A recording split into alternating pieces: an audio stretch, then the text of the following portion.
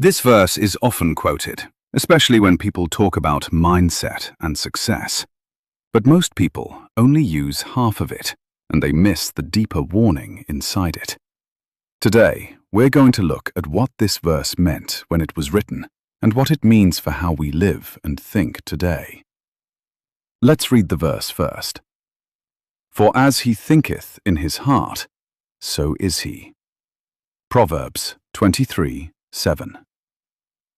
This line comes from a section where a father warns his son about dealing with certain types of people, especially those who appear generous on the outside, but are selfish and calculating on the inside. Right before this verse, the writer describes a man who invites you to eat and drink with him, acting friendly and kind. But inwardly, he resents the cost. He is not truly giving. He is measuring, counting, and holding back in his heart. So this verse is not just a motivational statement. It is a warning. It is saying that a person's true identity is not revealed by their words, smile, or outward behavior. It is revealed by what is going on in their heart and mind. What most people think it means. Today, this verse is often used to mean, if you think positive thoughts, you'll become successful. Or, your mindset creates your future. While thoughts do shape behavior, this verse is not mainly about positive thinking or self-improvement. It is about inner character. It is about integrity. It is about the difference between what a person shows and what they really are inside. What it actually means. As he thinketh in his heart, so is he, means that your real self is not your public image. It is your private thoughts. The heart in the Bible is not just emotion. It is the center of your will, your motives, and your intentions.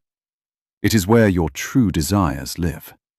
A man may speak kindly, but if his heart is full of envy, he is an envious man.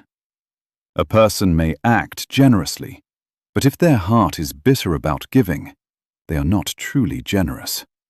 Someone may look confident, but if their heart is ruled by fear, fear is still shaping who they are.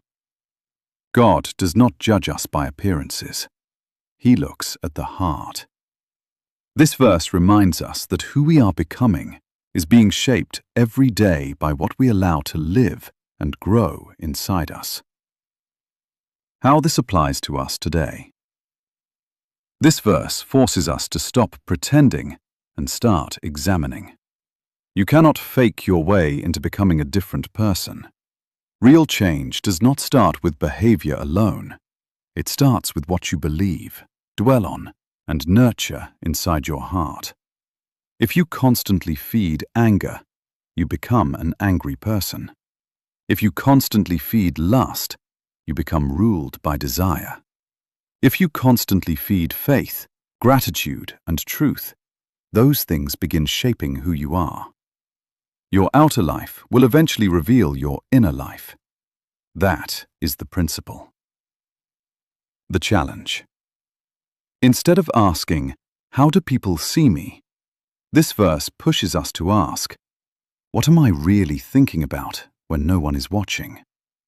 Because that hidden world, your private thoughts, your motives, your inner conversations, is who you truly are becoming.